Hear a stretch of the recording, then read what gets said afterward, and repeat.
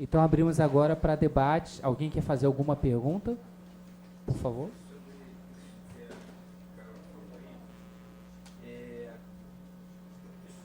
Um minuto que ela vai entregar o microfone, fica mais fácil. Obrigado, hein? Obrigado. Meu nome é Edson, eu sou da Secretaria de Infraestrutura e Obras. Até o ano de 2018, eu trabalhava na empresa de obras públicas do Estado. E eu fui fazer a aprovação de um projeto que era de uma área, uma propriedade do Estado, ocupada pelo DETRAN, teria que fazer uma reforma com ampliação. E aí, quando eu peguei o PA desse local, né, onde tinha, o PA ia ocupar metade do terreno, né, terreno do Estado, e ainda tinha uma FNA que não era utilizado na prática, né? Eles utilizavam a parte da FNA também. Então, o projeto que existia, ele estava ocupando uma área e com o PA ia ser mais da metade do terreno, o tamanho mínimo do imóvel, ele não permitia você ocupá-lo com qualquer propriedade. Porque aí eu estou falando de uma coisa que é pública, um imóvel público que você pode resolver. Mas se fosse uma propriedade privada, você não ia ter mais direito a aprovar a sua propriedade, porque o PA ia ocupar um espaço e a área mínima que você ia ter para construção, a lei não permite, a lei municipal não permite. Como é que a gente resolve essas questões? Porque são muitas, né? Se você pegar, por exemplo, locais como Recreio dos Bandeirantes, né, que tem muitas propriedades que não são regularizadas, você tem uma vasta área de moradias ali que não estão regularizadas e você começa a deparar com isso, né? São ruas que têm 6, 7, 8, 10 metros e vão virar 50, 36, né? E aí você ocupa todo aquele terreno. E aí quando você vai para regularizar isso na prefeitura, você é obrigado a doar o recuo para a prefeitura. E aí você, doando, você perde a sua propriedade, acabou, você não tem mais direito aí as pessoas não regularizam. O que aconteceu com essa obra que a gente ia fazer, como o DETRAN estava fazendo várias, ele começou a dar prioridade para outras e largou aquela para lá. Você vê que a gente também tem essa dificuldade, né, como um agente público, e a gente também não consegue, às vezes, avançar dentro dos nossos projetos por conta dessa questão das legislações de uso de solo. Antes da Carol responder, eu gostaria de fazer algumas ponderações sobre essa questão das áreas não edificantes, né? Mesmo nas áreas de especial interesse social, quando você faz o plano aprovado de loteamento, você leva em consideração, por exemplo, áreas de risco. Ninguém vai pretender fazer regularização, gente, em área de risco. Você exige que seja conjugada com a política de regularização fundiária uma política habitacional também. É por isso que, no plano diretor, no planejamento urbano, as políticas públicas têm que conversar entre si. Então, geralmente, a área, a margem dos leitos de rio, a gente tem ocupações também. Quer dizer, qual é o papel do poder público? É regularizar, tal como está, colocando as famílias em risco. A gente pega a linha férrea, existem famílias morando. O que é o certo? É regularizar ou é dar uma habitação digna para as pessoas que estão morando ali? Então, essa é uma outra discussão que a gente tem que levar a cabo. Lógico que o papel do poder público é dar uma moradia digna. Então, a política de regularização fundiária é para regularizar onde é possível fazê-lo, respeitados dentro do plano aprovado de loteamento, aquelas áreas em que isso não deve acontecer. Uma outra discussão que se vai colocar e que a gente hoje, pouco tempo se dedicou a ela, é sobre a regularização de interesse específico. E não só. Hoje, a gente acabou se dedicando, ainda que não tenha dito isso de maneira expressa, muito mais à regularização de interesse social, para a população de baixa renda, aquela que não tem condições, né, de fazer um plano aprovado de loteamento prévio e que a gente acaba tendo que fazer a posteriori, diante da ocupação já firmada e já consolidada, da regularização de interesse específico, que foi trazida também pelo novo marco regulatório e que vai ter que estar prevista também no nosso novo plano diretor. E aí, muitas vezes, uma vez delimitado esse núcleo urbano informal, formado também por média e alta renda, ocupações de média e alta renda, alguns parâmetros urbanísticos serão afastados. O que a gente recomenda para a Secretaria de Urbanismo, que está ainda se debruçando sobre esse tema, junto com a Procuradoria também, não é um tema fácil, é um tema complexo, é que esses parâmetros que venham a ser afastados o sejam de maneira impessoal, de maneira para determinados territórios em conjunto, e não para especificamente para determinadas questões pontuais. Porque assim você faz não uma resolução, uma regularização de acupuntura, você faz uma regularização da cidade, tanto de interesse especial quanto de interesse específico. Então, está por vir realmente uma regulamentação que vai levar em conta não só as áreas de especial interesse social, em que a gente já faz regularização para a população de baixa renda, mas também os novos núcleos urbanos informais, que vão permitir a regularização também de média e alta renda, afastando alguns parâmetros urbanísticos. Não significa dizer que vamos afastar certas exigências que são próprias da cidade. Quando você exige que num determinado parcelamento haja uma parte da propriedade se volte para o poder público, não é para o poder público usufruir daquele bem, é para aquela própria coletividade ter uma praça, ter um equipamento coletivo, ter as vias públicas. Então, é sempre pensando na coletividade, né? Cada vez mais isso se reduz, esse índice de retorno para a própria sociedade daqueles bens que são apropriados privativamente, mas que, em parte, estão impactando a cidade como um todo. E, portanto, uma parte diminuta tem que ser repartidos com ela também. Tá? Em relação a eles, eu não tenho assim, tantas reservas quanto tem no mercado. Mas estava aqui o Fred ontem falando, a gente também tem que ouvir o mercado. Muitas vezes uma parceria público-privada que leve em conta os interesses de todos, por isso esse diálogo plural é importante. Pode ser uma solução, já que a gente não tem programa Minha Casa Minha Vida para cobrir déficit esse ano, né? Pelo menos na Prefeitura da cidade do Rio de Janeiro. Antes de passar também a Carol, eu queria fazer um breve comentário. Eu acho que o que está por trás da grande dificuldade da definição do que eu vou regularizar e da delimitação do que é área não edificante é a velha questão da discricionariedade administrativa do Estado, né?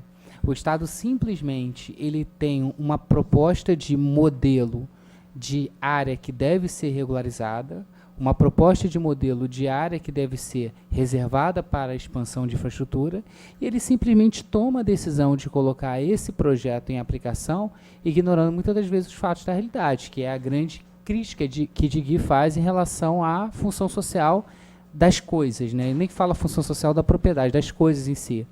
Porque se eu estou de fato preocupado em regularizar uma área, se eu estou preocupado de fato em garantir a moradia, eu não posso trabalhar com planos e projetos técnicos que ignorem a realidade dos fatos. Então, acho que o que passa é pelas dificuldades do tema da Carol e da sua pergunta, da definição realmente do que vai ser a área não edificante ou não, e do próprio manuseio das áreas não edificantes no que tange a regularização fundiária, ainda é o modo como o poder público acha que pode fazer regularização fundiária de forma descolada da comunidade. Ou seja, que simplesmente, que é um problema, acho que como um todo, do direito que as pessoas ainda insistem em chamar em urbanístico, inclusive os palestrantes, né? Não é direito urbanístico, é direito da cidade. Chamar de direito urbanístico é limitar a ideia de que eu ordeno o espaço a partir do urbanismo, eu ordeno o espaço a partir das construções, eu ordeno o espaço a partir da propriedade. O que nós trabalhamos aqui, trabalhamos lá no programa, é justamente a ideia que é um direito da cidade, porque eu estou ordenando relações que acontecem no espaço que eu chamo de espaço urbano.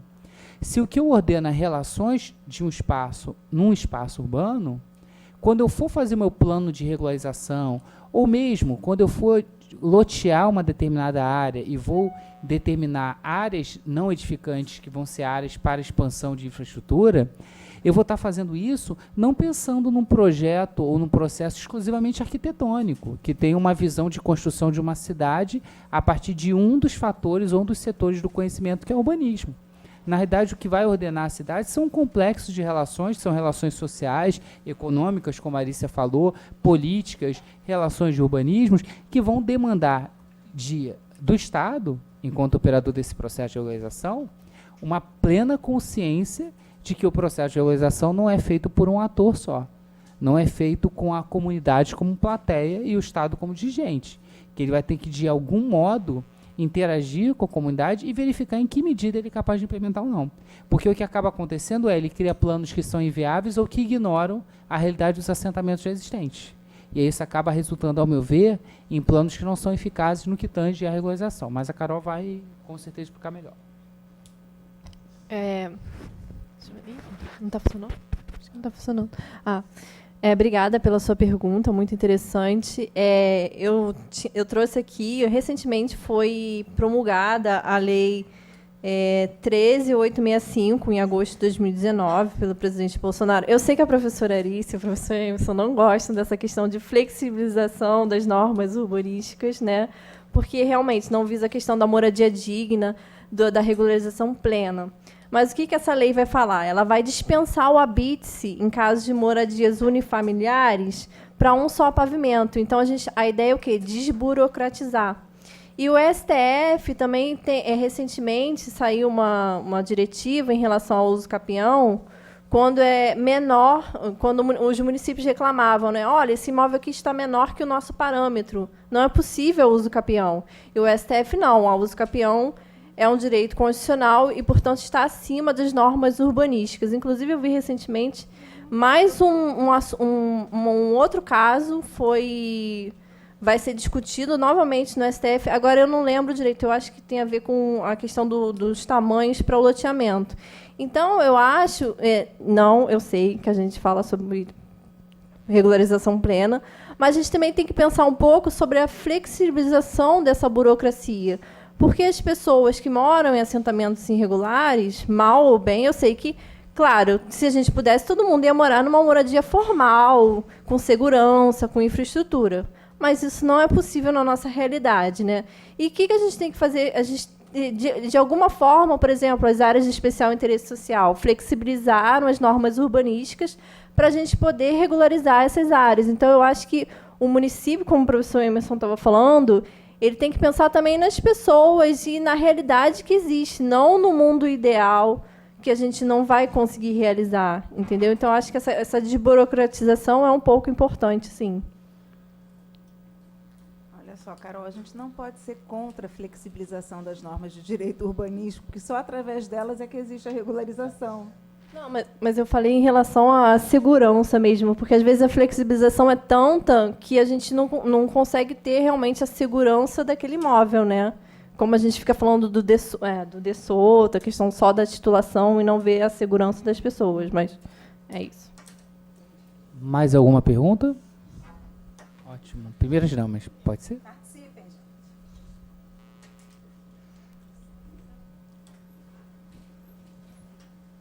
Boa tarde. Vocês estão de parabéns. Muito, muito interessante o dia de hoje. Bom. E... Quer desligar? Eu estou ouvindo. Boa tarde. Boa tarde. Gostaria de agradecer por esse ensinamento hoje, muito bom. Vocês estão de parabéns. Meu nome é Daniele, eu trabalho na Secretaria de Urbanismo da cidade de Búzios. E eu queria aproveitar para, na verdade, fazer duas perguntinhas rápidas. Em relação ao direito de laje, quando o imóvel de baixo ele não possui o RGI, e aí poderia ser regularizado através dessa legislação nova da REURB, só que se o proprietário, né, o possuidor de baixo, ele não der entrada no processo administrativo de regularização, como funciona para o possuidor da casa de cima? Porque já que tem que ser averbado na matrícula da superfície, como que isso funcionaria? E qual a visão de vocês referente aos decretos municipais que reduziram o valor de 5 salários mínimos para 3 salários mínimos no caso da REURB-S. Qual é o entendimento de vocês sobre isso? Oi? Bom, sobre a sua pergunta é o seguinte. Claro, sempre de forma breve e objetiva. Não tem como, né? Porque assim, se a minha propriedade... Você falou possuidor de baixo, mas acho que você quer dizer tipo, como se fosse o proprietário... Seria o possuidor da propriedade base, é isso? Isso, então. Pela lei, para que eu possa constituir efetivamente na legislação um direito de laje e ter todos os benefícios legais, ser protegido os meus interesses, eu preciso ter uma propriedade formal. Se eu não tiver, porque logo no início, no primeiro artigo, no 1510, inciso A, traço A, ele fala que tem que ser regularizado porque eu vou averbar a laje no RGI da propriedade. E aí, por exemplo, a gente está numa situação onde aquele imóvel ele não está regularizado. O que eu vou fazer? Se em cima de mim temos uma outra família residindo e ele tem um interesse de registrar a laje dele, ter constituído o título dele sendo o titular, o dono da laje. Ele vai conseguir? Ele não vai conseguir, porque ele fica dependente de um título de propriedade. Então, assim, não tem como. Se eu não tiver um título de propriedade formal da propriedade base, eu nem tenho mais como construir nem laje em sobrelevação ou em infrapartição. Aí eu fico estagnado, um direito ineficiente. Aí nem tem como. Na verdade, assim, nem o judiciário poderia forçar se eu não tenho um título de propriedade, porque eu fico estritamente restrito e ligado à inscrição no RGI daquela propriedade. Se não tem, como é que eu vou constituir o direito de laje? Não tem. O que eu tenho? Posse. Tem a detenção. Só que a posse, a detenção na laje, que deveria ser, ela não foi protegida, infelizmente. Na verdade, né, só um adendo. Eu estou perguntando isso porque nós estamos vendo alguns casos lá na nossa secretaria muito assim, peculiares. E aí a pessoa, eles estão aproveitando essa situação da REURB até para regularizar o seu imóvel fora dos padrões legislativos, né, do município. Então, isso daí a gente está vendo também. A sobreposição de residências, que não existe matrícula, mas que eles estão buscando a regularização através da REURB. Então, não se aplica de jeito nenhum. Não tem. Pelo menos assim, sob viés legislativo, não tem. Agora, se você for falar para mim sobre como é que vai ser a decisão do Poder Judiciário, a gente vê hoje em dia, né, o Judiciário às vezes passa por cima da lei. É algo que tem que ser estudado. A jurisprudência talvez possa ter outra posição. Também requer um outro tipo de estudo. Mas aqui no âmbito legal, não. A grande dificuldade, parece, que é exatamente essa, né? Antes de haver a regulamentação do direito à laje, você tinha um certo campo de flexibilidade para você, a título de proteção do direito à posse do construidor do segundo pavimento, encontrar formas ou mecanismos de regularizar. Do modo pelo qual o direito à laje foi instituído, você vê nitidamente, como a explanação do Eric chamou a atenção, que o objetivo é constituir um direito de propriedade, um direito real. Então, você vê que pelo próprio modo como o Instituto ele é trazido pela lei de regularização fundiária, mas sendo incluído no Código Civil, que a preocupação é trabalhar ele como um instrumento de propriedade e não de moradia. Então, a proposta dele é justamente garantir a propriedade de um segundo pavimento para permitir a especulação imobiliária. O que está por trás realmente do direito à laje, da forma atual como está, é garantir trazer mais um imóvel para ser no mercado imobiliário utilizado e vendido. Então, nesse caso, pelo modo como foi alterada a lei de registro público e pelo modo como o direito à laje está previsto, você não encontra a solução de garantir a laje daquele possuidor sem que você garanta antes o primeiro pavimento, que até, inclusive, é o tema da dissertação do Aéreo. Posso fazer apenas um adentro rapidamente? É interessante essa sua pergunta, porque a gente consegue visualizar, né, como que o direito à moradia, assim como a posse, ainda se encontra dependente do direito de propriedade. E a gente não percebe essa relativização. Eu sempre uso um exemplo de que a moradia pode ser concretizada, isso na verdade era a minha proposta inicial também dentro do mestrado, que a moradia pode ser concretizada independentemente do direito de propriedade, independentemente de um título real, né, de um título formal. Por exemplo, eu gosto de usar o exemplo do idoso no asilo. O idoso no asilo, ele é proprietário do estabelecimento? Ele não é proprietário, ele está ali cercado de um serviço. Mas vocês não vão de convir comigo que ali ele encontra um arcabouço de serviço, tem a moradia, tem o lazer dele ali, a alimentação. Isso não é moradia digna para ele? Para ele é moradia digna. Ali ele tem todas as necessidades contempladas. Mas ele não detém um título de propriedade. Então vê como a gente deve flexibilizar até para atender essas famílias que elas querem regularizar a situação delas para entrar e participar da cidade. Né? Daniela ou Daniele? Daniele, se me permite, você perguntou sobre a questão que as pessoas estão querendo regularizar urbanisticamente a laje, é isso? Foi essa a pergunta, né? Qual a minha opinião? E aí eu acho que esbarra até na questão que a Carol estava falando no início, que me chamou a atenção, que tem aspectos pragmáticos importantes, que é da posse e área não edificante. Para mim é mais ou menos o mesmo raciocínio. Qual a minha opinião, mas eu não sei nem se as pessoas concordam aqui na mesa, minha opinião, Luma. A gente tem um caso, eu vou chegar na sua pergunta, mas a gente tem um caso equivalente, que é o uso capião, que na uso capião tem uma previsão no Código de Processo Civil que os entes devem ser intimados para se manifestar quando há um processo de uso capião, o Estado, União e município. E aí a pergunta é, qual é o interesse que eles têm para se manifestar nesse processo? O que eu vejo na prática é que muitas pessoas confundem esse interesse com o município dizer se aquela área manda um ofício para a SMU e um ofício para a SMARS, para a Secretaria de Meio Ambiente, para ver se tem interesse naquela área. E aí volta o ofício da SMU ou das SMARS falando essa área não é edificante porque é uma área de proteção ambiental. Essa área, a construção não está cumprindo os parâmetros urbanísticos. Para mim, pessoalmente, não é isso que ele quer dizer com interesse. Interesse é única e exclusivamente você dizer se aquilo é propriedade daquele ente, porque não pode ser usucapido. E daí, esbarrando nessa questão que a Carol falou, da posse e não edificante, para mim são coisas absolutamente distintas. Uma coisa é seu título de propriedade ou seu título de posse sobre o local, e outra coisa é a norma urbanística que incide na região, se pode construir ou não. Então, no uso capião, como costuma ser a minha manifestação? Não é propriedade do município, ponto. Se eu quero fiscalizar se podia uma construção ou não ali, se aquela área era ambiental ou não, aquilo é algo que eu posso fazer na via administrativa, como uma ação fiscal, como eu posso fazer na moradia de qualquer um aqui.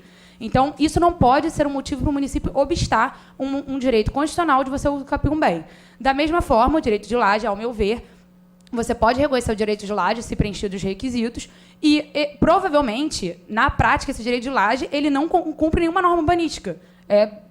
Provavelmente não tem licença, não tem habite, não cumpre os parâmetros urbanísticos para a região, e isso é uma outra questão, que o município vai ter os meios próprios para averiguar, como em qualquer local que as pessoas podem construir sem cumprir as normas urbanísticas. Então, para mim, essa questão urbanística não inviabiliza o direito de laje. E, da mesma forma, se a pessoa tem reconhecido o direito de laje, ela não vai, na SMU, conseguir o reconhecimento de que aquilo foi construído de acordo com a legislação. Esse é meu ponto. Aqui, só tem que ter um pequeno cuidado, e até o Carlos está aqui presente, e ele gosta muito de chamar a questão do aspecto processual, porque, de fato, não adianta reconhecer o direito à laje se eu não conseguir efetualmente fazer o registro. Então, o problema eu gosto muito, como o Carlos, que vai estar aqui conosco daqui a pouco, depois do intervalo, ele sempre chama atenção para isso. Não adianta encontrarmos solução em regularização fundiária do ponto de vista do aspecto material se do ponto de vista do aspecto processual não vai ser resolvido. Então, não vai adiantar você reconhecer o direito de laje nessa situação, porque quando chegar na hora do registro, eles não vão fazer o registro porque não existe matrícula. E ele não vai abrir uma matrícula nova, porque nós queremos que abra uma matrícula nova para o direito de laje, porque a lei não permite. E todo cartório vai atuar sempre com o princípio nem da legalidade, da tipicidade estrita, que eles só vão atuar de acordo com as normas urbanísticas. Então, assim, infelizmente, me parece que ao contrário da Luma, eu acho que você vai conseguir apenas resolver isso, de fato, constituindo, infelizmente, o primeiro pavimento, ou seja, fazendo os atos relativos à realização dele. Porque senão você vai encontrar um óbice não agora, você vai encontrar um óbice aonde? No momento que você for fazer o registro, que é o grande problema. O senhor... conta a questão do salário. Fala. Não, eu falo outra coisa, pode falar. Em relação à questão dos valores, né? A gente discute muito isso lá na pós, porque, para mim, pessoalmente, essa questão de estabelecer requisitos mínimos para pessoas que já não tem muito, a gente tem uma dificuldade, inclusive, de documental, né, deles apresentarem documentos, né? Mas aí tem a questão de normas gerais e normas específicas, né, que o município sempre vai falar isso para dizer que ele poderia reduzir o valor que está lá. por conta da REURB, que a gente tem a REURB-E também, eu acho que a gente tem que sempre poder ampliar o direito. E eu acho que essa restrição do direito é ruim para as pessoas, né? Porque é uma coisa muito assim, limitativa, né? Podia ser mais casuístico, acho que seria melhor, né? Então, a gente discute muito lá essa questão de quais são os documentos, etc. E eu sei que tem gente que acha, não, realmente, por conta do discrimine, né? Qual é, para a gente não violar a questão do direito de igualdade, qual é o discrimine que a gente vai fazer? A pessoa de baixa renda, né? Mas a REURB também é para gente de alta renda, como apesar de a gente discordar um pouco disso. Então, eu sou um pouco contra essa limitação dos municípios, acho que devia seguir a regra geral, que já é bem limitativa, né?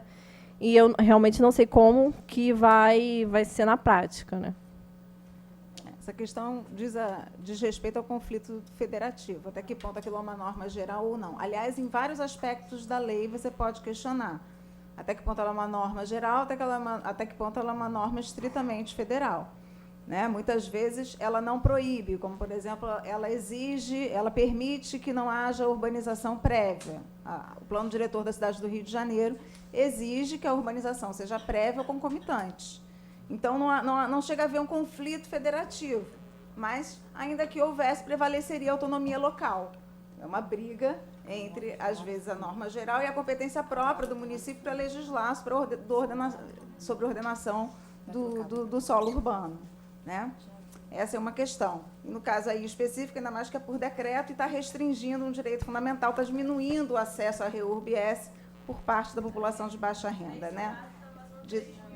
Dá bem menos do que as outras pessoas e nas hipóteses em que o Estado tem que entrar com a infraestrutura urbana. E em relação à questão do RGI, do direito de laje, geralmente, quando a própria administração faz a regularização de interesse social, ela faz por comunidade. Então, quando ela faz por comunidade, ela já atua em bloco. Quando ela for chegar na laje, ela já fez o dos baixos. Entendeu? Então, esse problema, na prática, ele não vai se pôr.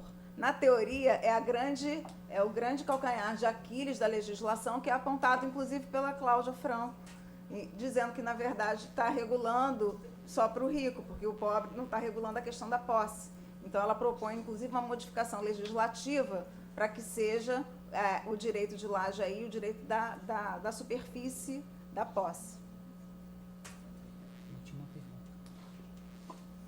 Pois não, segue aí.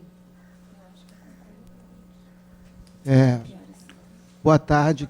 Queria parabenizar a banca, mais uma vez, pelo debate.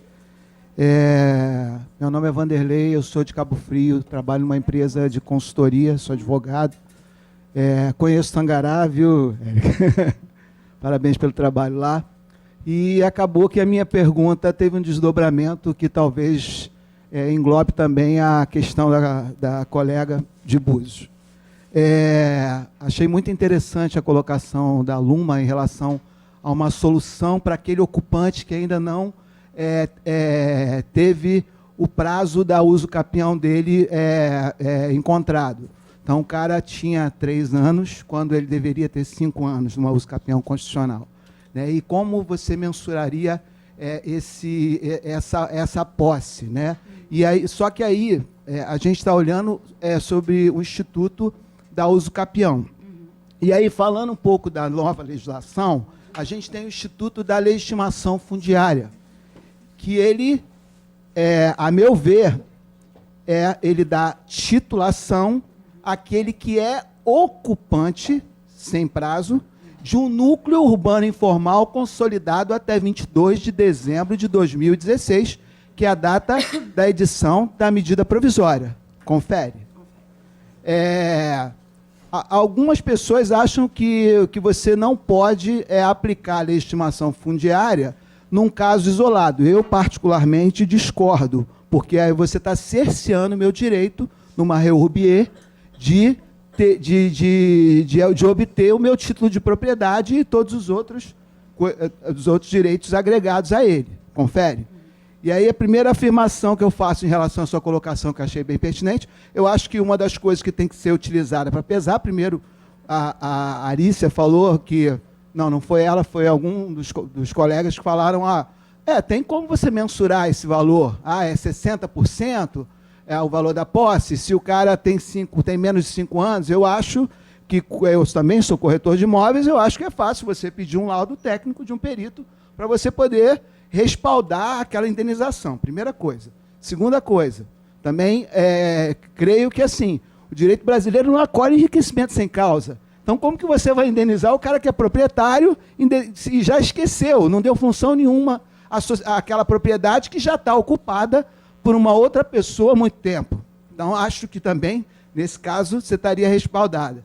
Opinião própria. E o terceiro, por que não utilizar, numa situação dessa, a legitimação fundiária, que é esse instituto novo criado, que dá propriedade, é um direito real a essa pessoa que está ocupando por 3 anos, e nesse direito real que ele já tem por estar num núcleo urbano consolidado até 22 de dezembro de 2016, por ser ocupante, não mensurar isso para você poder indenizar. E aí, para você. E aí, voltando lá. No caso do direito real de laje sobre um imóvel que ele ainda não tem matrícula no RGI, e aí eu vou falar porque eu trabalhei 18 anos em cartório, e RGI também, né? Sou oriundo de cartório. A solução é similar.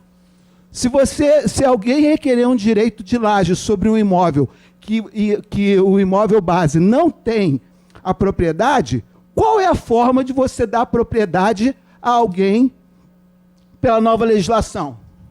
Qual é o instituto? Legitimação fundiária.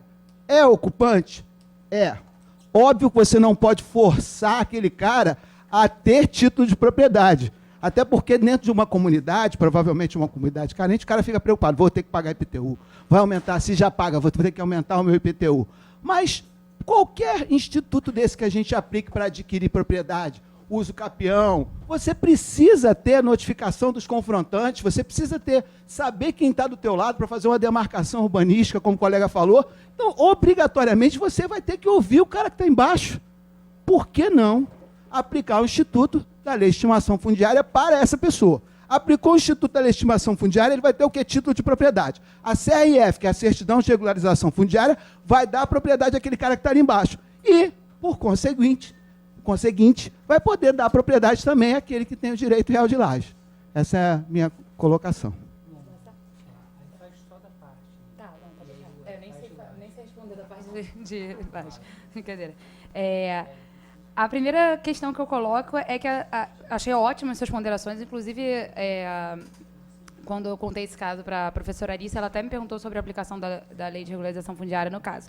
A minha primeira ponderação é a seguinte: a solução que você me deu foi a legitimação fundiária, que é direito real de propriedade. Mais uma vez, a gente vai estar protegendo a propriedade. Minha ideia é proteger a posse. Mas como você vai mensurar? Não, calma. Não, vou chegar aí. Então, primeiro, assim, a minha ideia é para a desapropriação das pessoas que não alcançaram esse direito. Segundo lugar, eu acho que essa questão da... Já tem, ele é ocupante e aqui do núcleo formal... Mas aí não é o caso que eu estou... Então, mas não é o caso que eu estou que eu estou estudando. O meu caso é o caso que a pessoa que não preenche os requisitos, seja do uso capião e seja da legitimação fundiária. Acontece... Aí eu vou chegar no fundamento pragmático. A lei... Em Niterói, por exemplo, a gente está realizando uma regularização fundiária agora, como eu falei, que tem 100 milhões investidos do BID, e a gente está há 2 anos nesse processo, sem dar um passo ainda de conceder legitimação fundiária para ninguém. Despende muito recurso, muito servidor público, muito tempo, e a gente ainda não conseguiu nessa região. Eu não tenho como, apesar de haver pessoas que concordam com o senhor de que a legitimação fundiária poderia se dar de forma isolada, essa não é a posição majoritária e tem discussão sobre isso. Até porque a legitimação fundiária ela vem no contexto de regularização fundiária, que vai vir no contexto da cidade, que é você querer incentivar aquela área. Então, assim, primeiro que eu, por exemplo, não concordo com a legitimação fundiária de forma isolada. E ainda que eu concordasse, na minha realidade de Niterói hoje, que é um município grande, apesar de com pouca população, é um município rico, um dos principais municípios do estado do Rio de Janeiro, eu ainda não consegui um título de legitimação fundiária. Então, assim, para minha tese, isso ainda não é... Pode ser que daqui a 10 anos a minha discussão tenha ido para o ralo, não tenha mais relevância nenhuma. Mas, no momento, a minha pretensão é proteger essa pessoa que não cumpriu os requisitos ou, eventualmente, cumpriu, mas não obteve ainda, entendeu? Então, é esse ponto. Quanto à indenização, para mim, essa é uma das maiores dificuldades, porque eu consigo imaginar uma pessoa que faça um laudo indenizando a posse, indenizando a propriedade, mas eu preciso dos parâmetros objetivos para impedir que o ente não pague duas vezes, porque aí quem vai sair prejudicado é o ente. Eu preciso ter um valor total que possa ser atingido e um valor proporcional para cada um dos dois. Eu só não sei te dizer qual. Eu vou pesquisar, mas é isso. Não. Agora a questão de laje? Então, só para complementar a colega, eu ia falar justamente isso, que a legitimação fundiária ela tem esses percalços, né? Ela é conflituosa. Mas só que eu achei maravilhosa a sua colocação. Também achei. Tá? Essa saída. Muito bom. Só que isso que você está fazendo é uma interpretação extensiva, não é o que está previsto em lei. Você consegue ver que o procedimento da laje e o procedimento da legitimação fundiária são completamente distintos. A finalidade última é completamente distinta.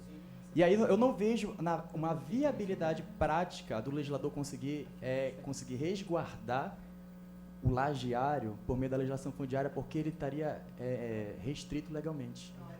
Entende? É um direito que depende do outro. Prática, exatamente. Você não tem hoje como forçar o possuidor básico exatamente. de ter, mas que existe instrumento. Que existe, que você poderia interpretar para dar a solução, existe. É um exemplo que eu vou... Então, uma coisa a ser pensada. A gente tá aqui com certeza. Essas soluções que a gente pode ver consegue viabilizar de uma forma prática o Instituto. Né? É aquilo, por exemplo, que a gente fala do conflito com a legislação municipal. Quando a MP ela previu que a laje não podia não podia haver lajes sucessivas, ela está adentrando de uma competência local, porque quem vai estabelecer o gabarito é o município. Mas aí, quando ele for regularizar e ver que existe uma laje acima daquele gabarito, vai prevalecer a legislação municipal ou vai prevalecer o direito à moradia digna?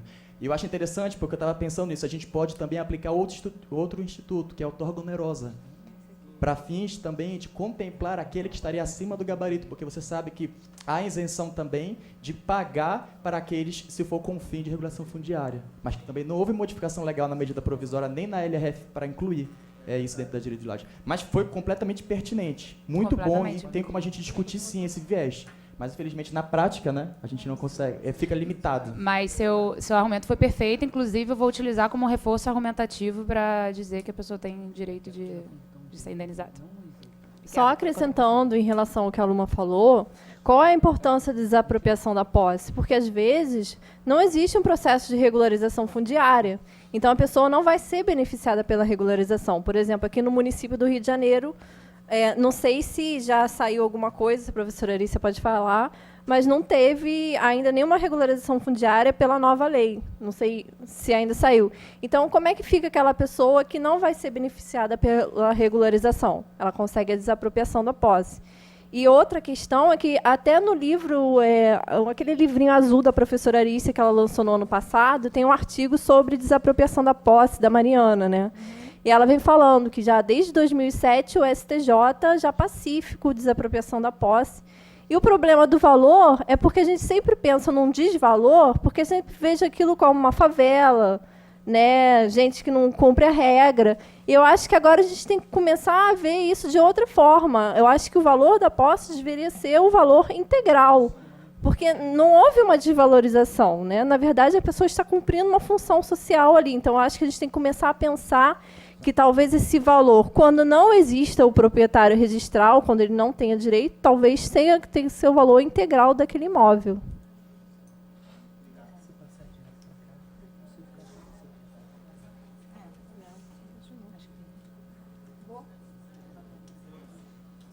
Eita.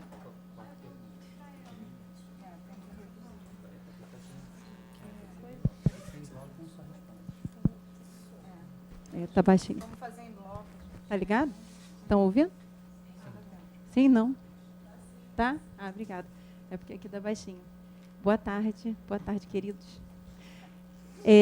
Eu só alguns comentários, assim, como a Arissa comentou, eu coordeno o programa Legalização Popular e eu atendo todas as faixas. O programa Legalização Popular é da população em geral, não é simplesmente só do pobre, não é para o rico, é para todo mundo. Todo mundo que vai lá é atendido e orientado.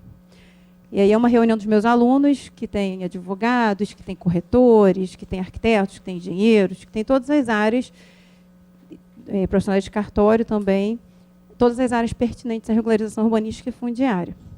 E, assim, eu queria só trazer um pouco como, só uma observação, que não é uma crítica, tá? É uma complementação da minha vivência diária.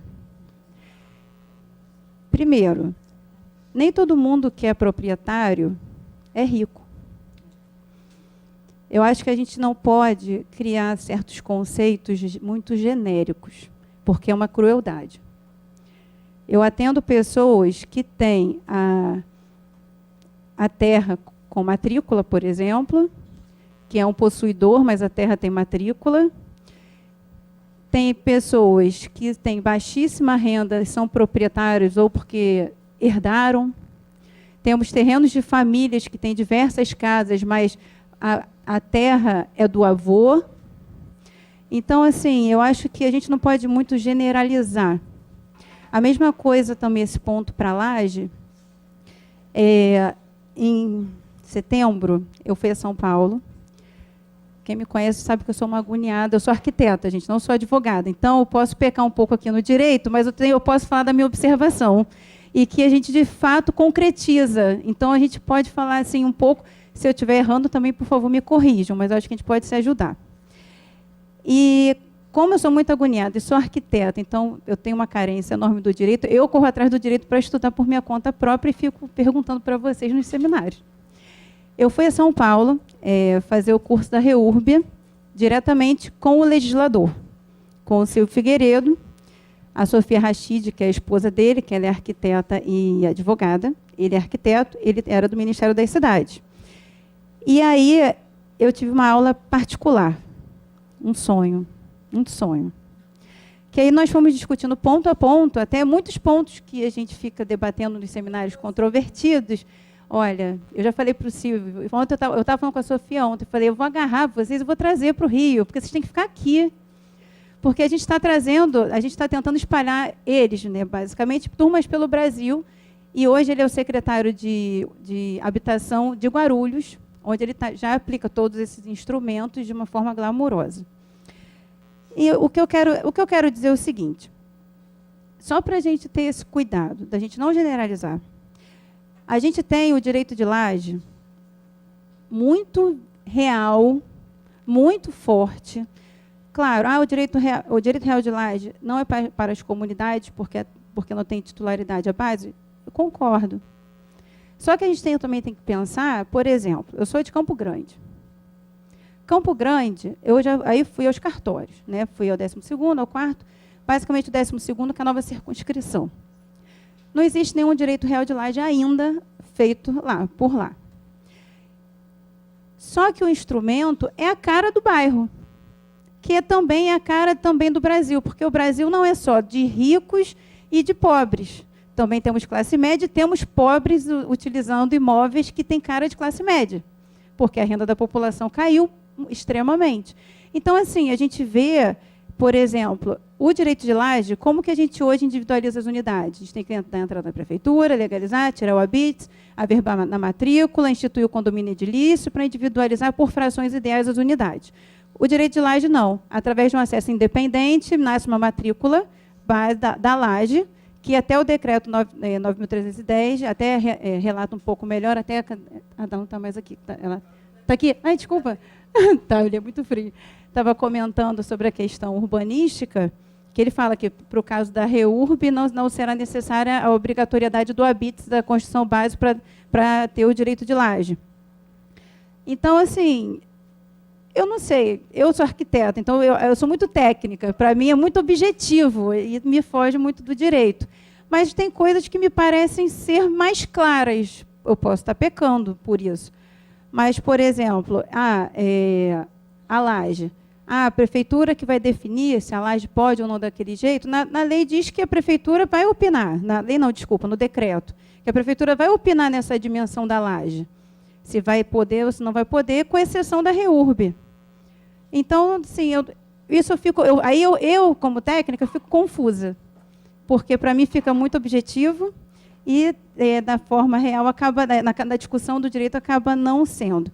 E também, você perguntou se teve alguma REURB concluída. Eu não sei se teve, mas eu vou contar para a Arícia, que ela nem sabe, que eu tenho um processo, vou contar, eu tenho um processo, eu estou aguardando ansiosamente, porque tem um processo que foi aberto através da Lei 188, que foi considerado inconstitucional, a lei do Chiquinho Brazão, que fala que é quase que é como se fosse uma REURB muito mal escrita, né? E aí eu me atrevi a aceitar um único caso, porque choveu gente, né, querendo regularizar os assentamentos, mas porque eu estava lidando com o proprietário diretamente. Então, no final do parcelamento do solo, pela Lei 188, o possuidor poderia parcelar o solo, só que ia levar para o cartório, e o cartório ia negar, com 180 dias, seria cancelado aquele PAL. Lidando com o proprietário de direito, não, porque ele é o proprietário, ele pode levar esse PAL a registro. E ele, como ele não obedece, ele foi pressionado pelos moradores a regularizar, e como ele não atende os critérios nem da 6766 e nem da nossa lei de parcelamento do solo municipal, e ele tem um processo em andamento que daqui a pouquinho vai ser indeferido, só não foi indeferido ainda porque ainda não chegou na vez dele, porque já vai ser indeferido. Provavelmente vai ser um processo que a gente vai ter que pedir uma REURB, porque ele é um de milhares, né, que a prefeitura aqui do Rio tem. E aí eu não sei se... na verdade, eu não entrei no pedido ainda, porque como eu fico acompanhando os seminários todos, eu acho que vai chegar ainda esse momento.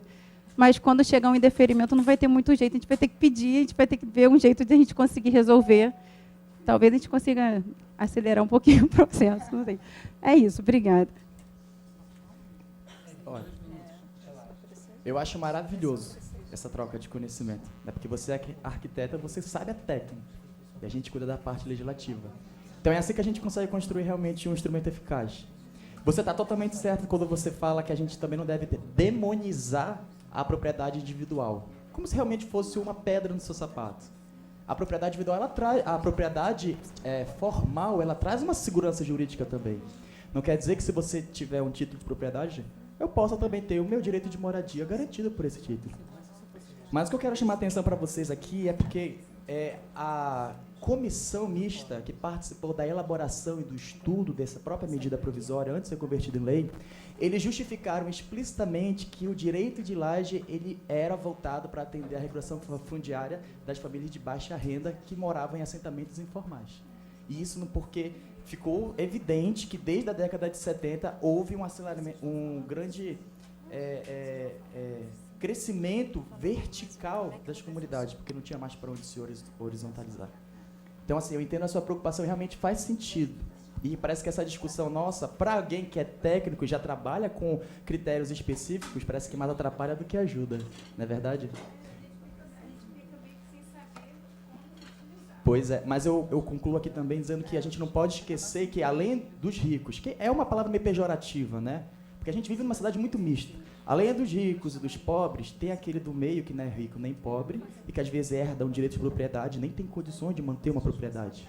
Não é verdade? Eu mesmo estou cuidando de um em Cabo Frio, lá perto de Tangará, estou fazendo um direito de laje, talvez seja até o primeiro que vai surgir, quem sabe, que até agora eu não vi. Mas essa pessoa, ela é uma pessoa bastante humilde, vai herdar do pai o direito de propriedade, ele e a irmã dele, e aí tem 2 pavimentos, só que ele quer construir um acesso dependente no de cima, para que ele possa ter um título dele do de cima e a irmã no de baixo. Então, nesse caso, a gente consegue contemplar. Perfeito. Mas a proposta em si, eu chamo a atenção a isso, a proposta em si da laje para dentro dos assentamentos informais, a gente não consegue aplicar. Esse é meu ponto, entende? A gente está tratando, assim, tem casos peculiares, pontuais, que também não devem ser desconsiderados, não podem ser esquecidos. E eu volto a falar, né? É a mesma questão que eu concordo com a Luma em relação a vamos regularizar a situação daquele direito de laje usando outro instrumento. Gente, em matéria urbanística, isso não existe.